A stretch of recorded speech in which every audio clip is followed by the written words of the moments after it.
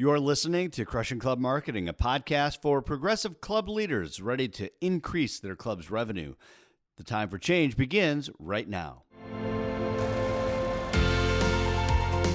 You never know where innovation is going to come from, and for the leadership team at the Green Bay Country Club in 2014, it came from Holy Cross Catholic School, where Kathy Zems was helping to turn the tide as the school's development director. She was hired away to take on marketing responsibilities at the club, and membership started to grow. She was using content marketing before most clubs had ever heard of the term. In this episode, Kathy shares her story with us. Well, thanks for listening. Kathy Zems is the Director of Membership and Marketing at Green Bay Country Club, and she's done some terrific work since joining the club back in 2014. But her story begins when her kids were attending Holy Cross Catholic School in Green Bay. The school, you see, had been struggling financially, and Kathy, who was a writer and had some experience in public relations as well, went to work for the school, believing that she could help turn the tide. Now, keep in mind, this is 2014, and social media was really just taking off, and Kathy was starting to realize the power of social media as a PR tool. And she saw an opportunity to share the story of the school through Facebook and other channels. As opposed to like the typical, news coverage, she leveraged social media. She also was running blogs. She posted interesting content to their social media channels. And then the school started getting noticed. Well, crisis was averted. The school started turning things around. And along the way, a parent of another student at Holy Cross noticed her work, and that parent also happened to be a member at Green Bay Country Club. Well, that person convinced Kathy to leave Holy Cross and help with marketing at the club. In her first 4 years at Green Bay Country Club, she helped grow membership by more than 160%, and the tactics she was using were way ahead of her time, not only just in marketing in general, but especially in the club world. And what was even more remarkable, at a time when there were so many ways of using these tools, she was doing it and still does do her work as a team of one, as she says, 1 1/3 people. So remarkable work, and we're really fortunate to have her with us today, as well as Hannah Eanes of PCMA, who is joining the conversation once again in this episode. And so without further ado, here is Kathy Zems. Kathy, thanks so much for being with us. Oh, thanks so much for having me, Ed. It's nice to be here. Okay. So for our listeners who are not familiar with Green Bay Country Club or with your work, can you just tell folks a little bit about your work in the club?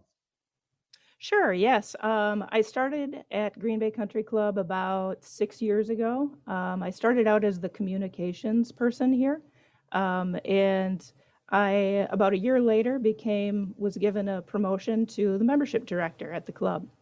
So we just celebrated our 25th anniversary here at the club, and that's been really exciting. We're a full country club, golf, tennis, swim, special events all year round. And we have a thriving membership with really a growing segment of young executives. So really by club, in the club world, 25 years isn't really that long. I mean, it's a pretty young club, right? It is a pretty young club, and it's really a story that I find wildly interesting and inspirational on so many levels. Back about 25, actually more than 25 years ago, probably 30 years ago, there was only one country club in town. There was a wait list that was 8 years long. Everybody was getting sick of waiting. It was almost as bad as trying to get season tickets for the Green Bay Packers. But a couple of people on that list decided that, maybe they could make a country club of their own. So they started looking into it. Key people stepped forward. There were about a dozen of them in all different fields. And they started asking around. They got a great deal of press in the local media. And it turns out there were lots of other folks interested in starting a country club as well.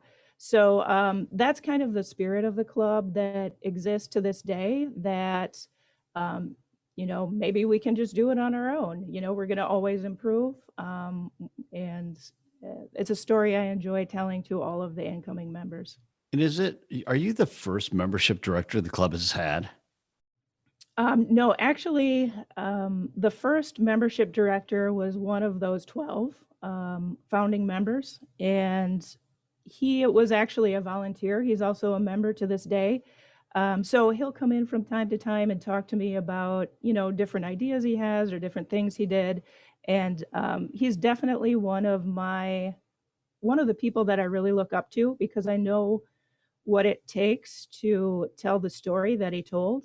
And, you know, that's kind of my wheelhouse. And I think, I'm grateful to what he did because I think that's a large portion of why we're here today. But you're the so but to be clear though, but you're the first paid I mean, he was a volunteer. You're like a Right. paid, right? Right. Kathy, I think it's interesting that you share that because, and that's what's so neat about your story, right? You've been there 6 years and it's really been an evolution, right? And you've been part of your club's evolution. And I think that it's really something to recognize and commend that group of individuals who started the club, that they saw an opportunity, they saw a need, and they tasked you with that, and you've been really successful. Do you mind sharing a little bit about that success that your club has realized by implementing, this role? Yes, when I came in, I think at a basic level, they didn't really have anybody that was doing their communications consistently. So I came in as more a coordinator position and took a really hard look at, our website and how are we communicating with our members, and importantly, what audiences are we communicating with, and all of those sorts of things, almost like an audit per se. And then I started just fixing the obvious things that needed to be upgraded. Coming up with a consistent look, fixing any errors, those sorts of things. I think with the early success that I had, and probably because I made a point of communicating what I was doing really clearly to the different stakeholders. They entrusted me with the position of membership director. It flowed kind of naturally just because people would ask about membership, and I was answering the phone. So I would, as somebody who answers the phone, I want to give them an answer. So I'd start, looking for what the answer is. And then naturally, well, I'm going to follow up with them. So it kind of evolved into a natural fit, I think, for them to entrust me with that position. So it's one thing to, and I got to come back to this whole thing later, Hannah, about the clubs and not having membership directors, and I find that so fascinating, and that they don't need it. And we can come back to that. So let's talk about how did you? I mean, you came to Green Bay Country Club with a very unique set of skills and some experience in your previous work at a local Catholic school in marketing and communications with some digital acumen. So you, for number one, outside of the club space, is where you came from. It wasn't like you were working at the club since you were, a teenager. Um, what were the things that you started to work on right away as it relates to digital strategy and techniques that you felt you could leverage right away at Green Bay Country Club? So a lot of the strategy involved just honing in on where we wanted to be present. I think the club was just on so many different platforms that it would be difficult for any one person to monitor them or use them successfully. So some of it was just shutting it down a little bit. I mean, we had many Facebook presence pages, and we were all over the place. So shutting them down and then figuring out what I wanted to focus on. So to begin with, we started out. We had 2 Facebook fan pages for different areas of the club, and I didn't think that worked very well because we want a unified club. We don't want people like, oh, I like this part or I like this part. So I made it into just one page. We also focused on Instagram and LinkedIn. We had a Pinterest page, or we have a Pinterest page that I've left up. I've thought on and off about how to use that, but at any rate, a lot of it Yeah. was just focusing in on what platforms we wanted to use. And then How, knowing the different audiences that we're dealing with. so how do you, I mean, so that's hard. I mean, that's, it's, I, I get that, that we can talk about it. Was I breaking up there, you guys, just out of No. curiosity? Okay. Um, that's a difficult thing to do because who knows where they came from, right? And sometimes I know in clubs, like a member suggested it and thought that it would be good to have that page, and someone else thought, it'd be good to have this other platform or whatever. When you first started to evaluate and assess what those platforms should be, how much freedom did you have to do that? And then how did you decide to say, hey, we're going to shut this down? Because that can be a really delicate thing for club managers, I know for sure, right? Hmm. Yes. So, you know, I I think it was kind of a blessing that I didn't have an understanding of clubs when I came into the position. I just pretty much knew that the system that was there was not working very well. And when I looked around from side to side, there wasn't anybody else to make these sorts of decisions. So, um, I just kind of made the decision and went forward with it. Um, and it worked out okay for me. It might not everywhere else, but it did here. So let's comment on, because I think that there's for some of the people listening that maybe struggle with permission levels or authorization to be able to do some of those things.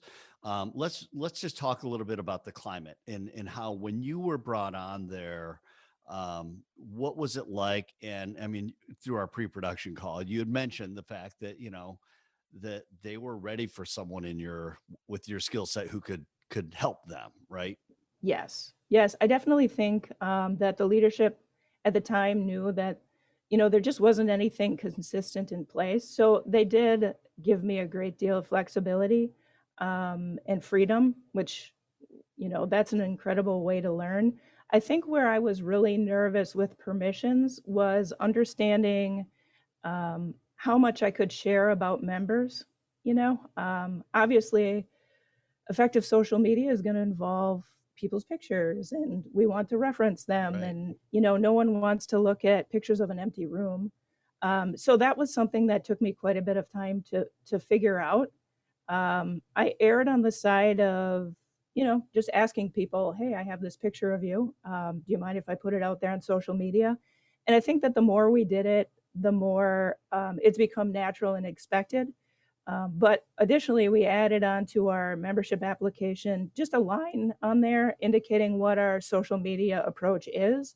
That, by signing the application, you are giving us permission to post on social media. Of course, Have you I always ask permission still, but I always like to have that base expectation in place. I was going to ask if have you had any blowback? Have you had people come back and say, "Don't ever put that picture of me or my family on," have you had that at all? I never have. I mean, I choose the pictures really carefully, so I make sure that they're really flattering and they're not giving away information that might be sensitive. If there's any question whatsoever, I always go back to the member and I talk to them and ask their permission. So, but what I have had over time is as we develop our presence, I've had people come back to me and say, hey, I didn't see my picture, on social media as a part of this event. If so, I think that's neat that Yeah, people for want to sure. be on it and they're watching, and I consider that a win. Yeah, for sure. I mean, that's what you want, like an engaged club that way, Right. right? I mean, how do you determine like, all right, so I'm going to lead you to a place I want to take you really, which is around the Okay. content, because I think that like Hannah and me, and I'm sure you see this as well, which is there is a I don't want to overstate it and say there's an art to it, but there is an approach to good content, and whether that's a Facebook post or a blog or anything that you're trying to communicate to an audience of people, which is, let's face it, that's what you're trying to do. What is your approach as far as how you determine what makes a good piece of content? I think a good piece of content, even if it's really short, tells a little portion of the greater story. I think of the people that I work with as the characters in the novel that is Green Bay Country Club. Um, and everybody has a portion of that story to tell, whether it's someone who's washing dishes or if it's the golf pro. Um, an interesting story recently, we have somebody who works in the kitchen. I see her washing dishes. I see her helping out from time to time. She's in this internship program, and she's actually going to do a chef's table as a part of her internship. So, what a great story, that we might have overlooked just because, we don't see her in that role from day to day. So it's just paying attention to the different people who are around you, what they're passionate about. I think that passion is a key word there. If you don't find the story interesting, it's likely nobody else will. And stories that people are really um, engaged with, obviously, are the ones that the general public's going to respond to. So.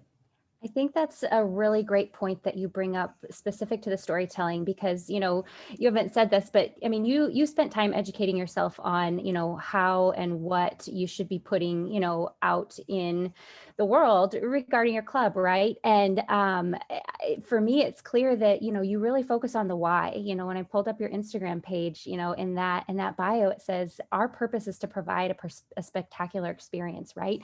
And all of your content follows suit, and you tell stories about how you provide that spectacular experience, not only through your staff, but also through your members. And so I think that focus on the why, everybody has heard Simon Sinek's speech by now, but you have really been able to put that into action through your digital platforms. Thank you. Where does that come from? I mean, it's like I do these storytelling workshops, and a lot of times people think that, and I think to Hannah's point is like the best stories have something deeper that connects Hmm. with people. And it's that, like, to that, your point, Hannah, about the Simon Sinek thing. It's like one of his great lines is around the March on Washington and Martin Luther King. And they didn't show up for him, they showed up for them. So when you think about that that approach, like, is that what are you thinking like that? Or you think like, what's a deeper why to this? Definitely, 100%. I mean, there's really that highly personal element to what we do. You can be strategic and look at likes and clicks and all of those sorts of things, but the best stories are, really authentic, and they're not something that you come at from outside. There's something that you come to from inside. It's a little bit of an emotional thing, really.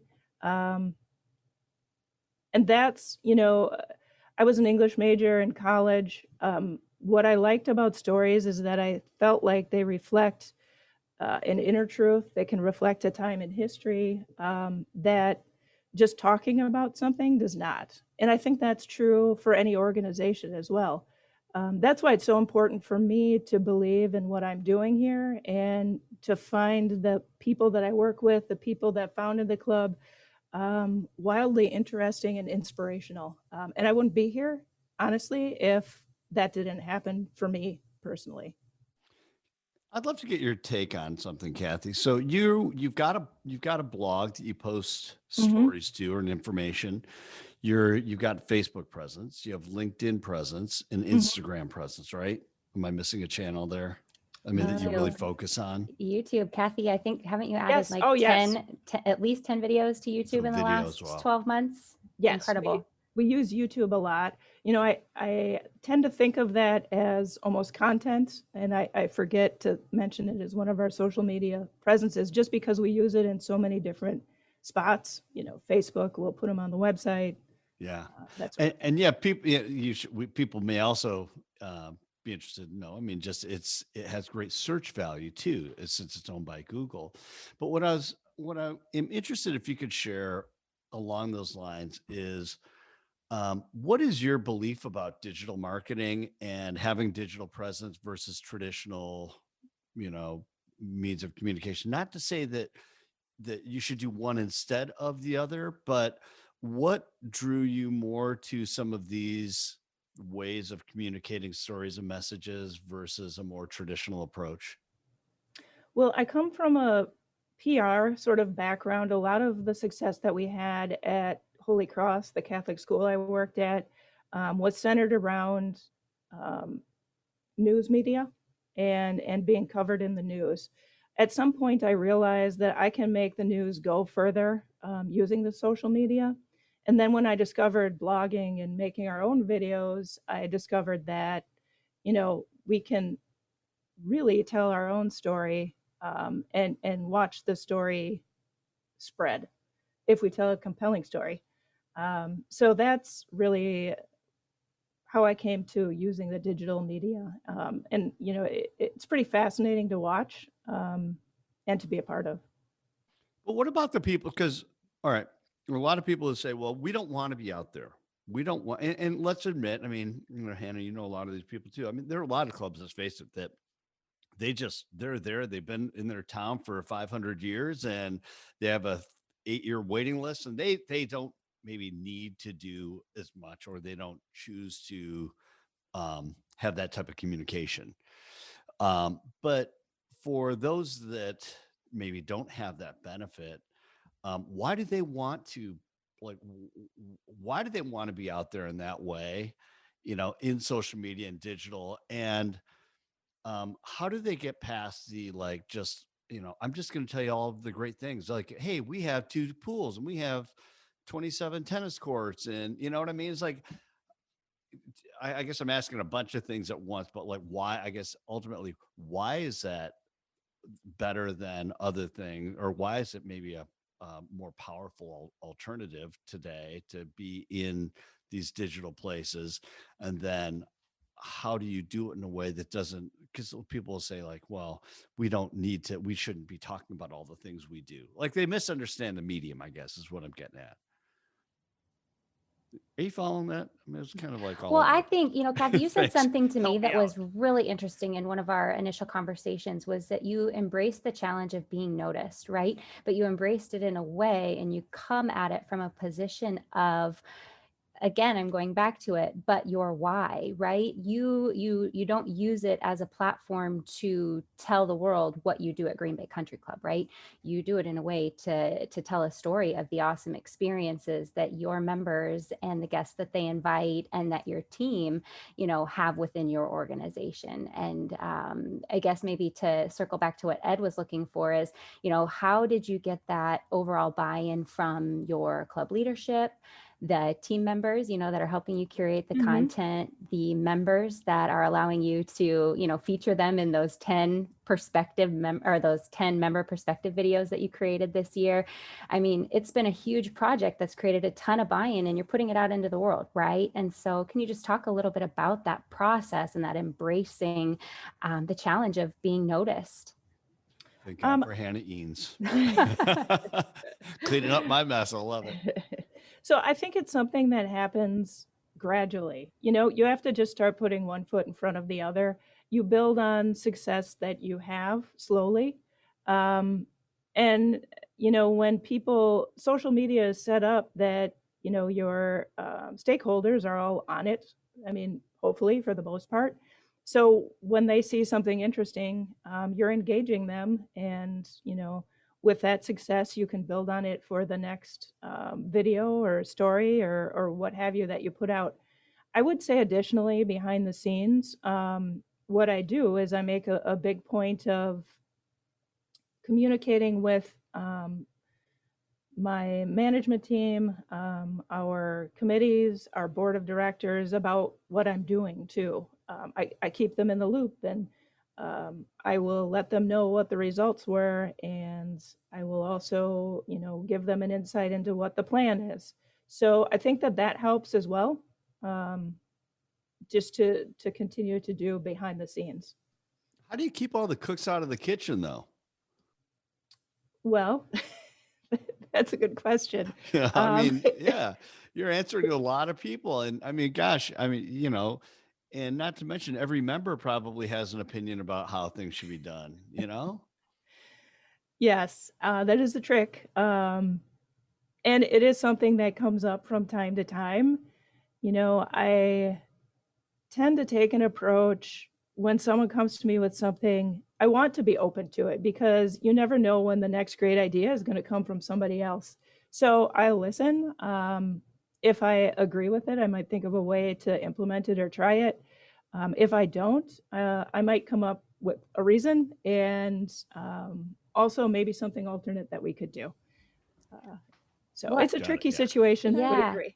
I think you touched on Politics. something though that was really important, right? Because digital presence, digital marketing, social media, everybody interprets those things differently. Your board members all interpret them differently. Your team members might interpret those things differently. And so, initially, in our introduction of the podcast, we really like your story because it's an evolution, right? And you started small. I think initially you saw that Facebook was an asset, right? That your club had that was already up and running, but you had to figure out a way to focus it, right? And then you moved to your website, and then you recognized new opportunities like Instagram, the YouTube that we've talked about, experimenting with LinkedIn. And so I think you have positioned it in a way where your board, your team members, your members haven't become overwhelmed by growing their online presence. They've been able to be a part of the process. They've been able to understand it. To your point, you've communicated back, the results and the achievements because of it. And so I think that's really interesting because regardless of who's listening to this call and where they're at, I mean, everybody's probably got some form of presence, right? But there's always room to continue to evolve. And I think that's what's neat about your story, right? Your club had things up and running, but you have come in and been able to achieve things in 6 years that have been really powerful and really, really focus on some goals. So So to that end, I mean, you're a team of how many people, Kathy? There's me, and then our admin assistant answers. She helps out with the position, and then she helps out with accounting as well. So like 1.5. Yeah. Well, all right. So earlier, I think in a pre-pro call, you said 1 1/3. So that person just grew, but that's fine. So, but you also engage other people within the club, right? I mean, to help with content. So I know that some people that listen to this, and whether it's a GM or whether they're a director of membership, that's a challenge. I mean, that can be very difficult. How do you do that? How do you get the team involved with what you're trying to accomplish? It's a huge challenge. And what really helps me is the management team is getting to a point now where they just pretty naturally will send me photos because I can't be everywhere at once. So that's critical. We also did something recently that I'm going to play with in the coming year, but I did a little management team kind of throwdown for Instagram where each department took a week to post Instagram stories. And I came up with a point system, which I'll forever regret because to make it competitive, okay, awesome. To make it competitive and fun. So I actually had to put together a spreadsheet because they took it super seriously. And yeah, it was crazy tallying all of the points. But basically, I wanted them to use Instagram stories because we don't use that very often. Just to give people an insight into their day-to-day, tell the story of what they do, and making it competitive ensured that they'd participate and have fun with it. So it was, I mean, I'm astounded with the results and what they did. There was, I think, 50. I think one of the first teams had 50 posts on the stories during their week. And then the next one had like 67, and then the next one had more than that. So it's like everybody could see what the person or what the department before did. So they just want to build on it. But they came up with amazing things. So what I want to do is, having tested it out on the stories, is to test it out just on the general page and, have them do a post a week or something like that, just reflecting their area. Maybe putting a line with it and a picture. So that's the newest thing.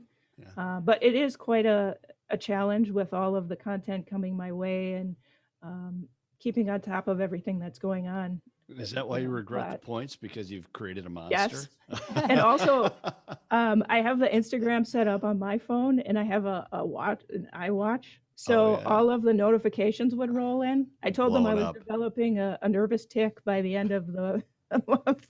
Are you like, I've got one of those, smart watches too. And it's like, all of a sudden you start feeling your wrist vibrate, even though there's nothing on your wrist. It's like, wait, oh, there's nothing. you Yes, know? yes. Um, so just a couple more questions for you here around just how you've managed to get this going, and you've had some GM turnover as well, right? And you're not the only person in the club space who has to maybe introduce some of the things you're doing to new club leaders and Mhm. boards of director. I mean, directors, you hear that all the time. Do you have to sell what you do like every time over to a new board and you know what I mean? I mean, do you have to like kind of explain, or how does that work?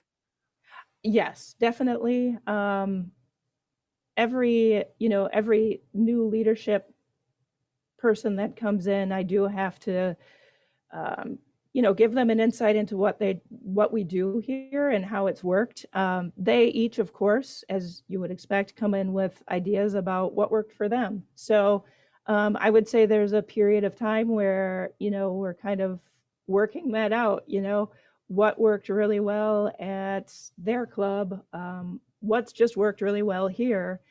And also just making sure that they're receptive to the fact that um, taking a different approach from other clubs isn't necessarily a bad thing Mhm. um, either. So, Well, and I think you've done a really good job, and I know it took you some time, but you've created a really smart document, and it's a high level, big picture document. And I think mhm, it's incredible for you to have that both as historical reference, as you're talking to new board members annually or new team members as they're coming on board. But Ed, I'm not sure if you're ready for to segue into this, but I don't want to run out of time. And I Oh think yeah. you should talk about your game plan, because it's a big picture, sure. right? So I'm sure you have other documents where you really dial in on your communications calendar and, your Mhm, content development and things like that. But your game plan is just an awesome picture for you to use as a tool, whether it's getting people in the loop of what you have going on or bringing people up to speed or getting people on board, right? And excited mhm, about what we're going to do in the coming year.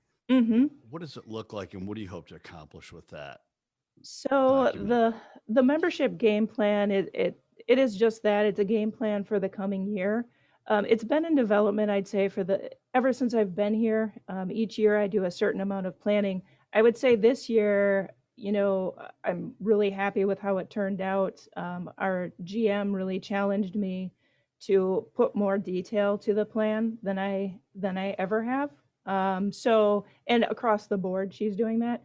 But so what I did is, I had like a cover sheet where I pretty much summarized everything that we do for the year. But what I always like to do is break it down to start with my overall goals. It's a little overwhelming to think about putting a plan together and all of those details. So I always boil it down to what do I need to accomplish? So retention of members, um, recruiting members. I have an admin piece. So, you know what? I start with those. And then I think about the things that I already do and start just putting them in those different buckets. I think about the timing. Um, and then I think about what I'd like to add. What's really key to doing this from year to year is that during the current year, I'm always planning for the next year. I never want to get to the end of the year and say, oh my goodness, I have to come up with a whole plan for next year. Um, the current year really should be doing a lot of the planning for the following year with some tweaks. So, and that's some wisdom that, one of our past GMs shared with me and that I've implemented, and it works great. Yeah. So, Well, as we were discussing before, I think you should sell it and make it available online for people who want to buy it, because it is really really impressive, and just the thought that goes into it. And I think so many people, not just in the club space, I mean in business in general, a lot of people approach their marketing plan like just like wing it, throw stuff on the wall, see what sticks, and just what you're tracking and measuring is really valuable. I want to just touch on that before we wrap today. Is how do you measure your success? so I've started tracking a lot of different data points. And over time, some of them I continue to track, others, there's only one Kathy. So it's like, oh, that's not useful to me. So I'll let it go. I started a history sheet, um, just keeping track of how many members I add, how many members leave, what the membership levels are at. And I segment that by month. So it does allow me to go back if I'm planning a budget, if I want to see how effective my efforts were in the previous year. Those are things that I can measure. So that's one of the main documents that I use. And of course, internally, as far as like our email communications, I'm always looking at those. I'm looking at what people are clicking on, how many of our emails are open, that sort of thing. Yeah. So those all are really pretty key to the decisions we make day to day. But open rates are something you hear membership people talking about a lot. I mean, it's like and I'm not saying this is not a significant number, but some of the things that you're doing where you're maybe, pushing the envelope a little bit and doing things that other clubs aren't doing, where you have to talk to a board, and GM, and say, hey, this is why I'm doing it. This is what we're seeing. Mm-hmm. Ultimately, it's all great. Percentages are nice, but you're also trying to drive membership and engagement. And right. What kind of success have you had that way? So as far as membership, looking at just our golf membership from 2015 to 2019, just the number of members added, we've risen by 164%. So we've had some really good success, with our efforts. I think having a dedicated membership person really helps as well. And then overall growth, I'd say for our golf memberships, we were up 10% over that time. So just taking into account people leaving, those sorts of things. We've also had some nice growth in those categories. Yeah, for sure. Kathy, I know we're getting tight on time, but I have one more question for you if you are okay with that. Yeah, of course. So I was recently just doing some continuing education, and I listened to a session called Future Proofing Your Brand. And the presenter was an executive at MasterCard, and they were just, talking about all the crazy things that they do to, future proof their brand and to appeal to all the different demographics of, their clients and prospective clients and things like that. And I actually thought of you because of so much of what you have shared. One of the things that I think really stands out about your work, especially with respect to all of the change that everyone had to navigate in 2020, is as part of your initial process, thinking back 6 years ago, you worked with your club to develop a framework for your brand that could be accented by change, right? A framework Yes. that could evolve with change in management, change in club leadership, change in programming and amenities, right? And that was tested in 2020. And so I don't know what you'd like to share on that, but yes, when I was listening to that executive talking about that huge company, I thought of you because you've done some really smart things in that area. I'd say again, my approach with almost everything is trying to boil down what are the most important things. So as far as our brand and how we look and that sort of thing, I always want to know, are we understandable? Is the writing understandable? Is the font readable online? And then, from there, I want to have a consistent look. When I started out, it was not generic, but just basic and clean. I don't really have a graphic designer background, but I wanted something that looked professional and basic and that we could add on to after that. So then, with the changes that came in 2020, it sounds funny, but one of our accent fonts, one of our key fonts that we use, we changed it just based on the people that came in. We have a new event manager, we have a new food and beverage director, and they really brought a different feel to the club. So, it was as easy as changing a few fonts and looking at also photography. It figures in huge on our website and into all of our communication. So what kind of photos do we use?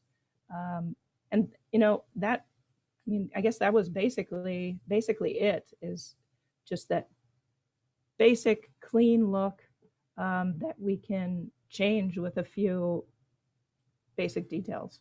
Yeah, I think that's essential. Well, and you mentioned the script font. I think it was brilliant, and the timing. It had its purposes, right, to meet the feel of your team members and the culture of your club at the time. But you incorporated a script font in a time where people were like, really in need of connection, right? And so just to see a little bit of handwriting breaking up some of the pictures and the standard text, I think maybe subtly kind of communicated that. So I just thought that was an interesting thing that I wanted you to share, because I think it's important to have that consistent brand, but at the same time, you have to be positioned in a way where it can be accented by whatever your club is going through. So yes, it definitely, across the board,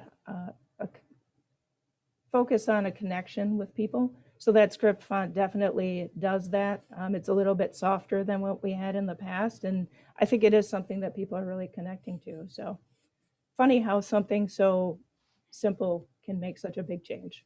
That's why branding agencies exist. And, it's like, it can be pretty remarkable what it can do to just as a communication piece. Just a final question, Kathy, around just some advice. I'll put you on the spot a little bit here, but if you're listening and as a listener, you're going, gosh, we need to get more organized around our digital approach, whether it's our Facebook and Instagram work or the idea of blogging, which is something that we like to talk a lot about as Storyteller. But if someone's, whether you're a GM, director of membership or marketing, what would you advise them to do to get started, just to start taking that first step into what you've done over the last several years? I would say look at where you are, decide where you want to be, and then make a really basic plan, like a basic doable plan. Don't shoot for the moon. Just, if you can start by doing one post to each of your social media platforms per week, start with that, start really basic, and then add on. The other thing, as far as blogging, I think what has worked well for us is just making use of the things that are already out there. If you're if there's a little announcement in your weekly newsletter and it's something that, the general public would like to see, well, put it with a photo on your blog. It doesn't have to be an in-depth story necessarily. But repurpose the things that you already do for the different areas and change them up just a little bit. If you're going to be you want to put some news on Instagram, Facebook, LinkedIn, maybe use a little bit different picture for each one. You might have a bunch of photos for this event. Use a different photo, vary when you post it. And also, if you have the ability, maybe even change the copy just a little bit based on where you're posting it. So then, people hop, I know I do, hop from social media platform to social media platform. That gives them something interesting to look at and different, no matter where they're seeing you. So awesome. Thanks so much for your time, Kathy, and for sharing your story. It's really fun to listen to all that you've done and what you've accomplished in really a very short amount of time at Green Bay Country Club. Thank you so much. Thanks for having me. Thank you, Kathy. It's always great to chat with you. Thanks, Hannah. And thank you for listening as well. If you find this podcast helpful and interesting, be sure to subscribe wherever you get your podcasts. And until we meet again, keep crushing your club's marketing.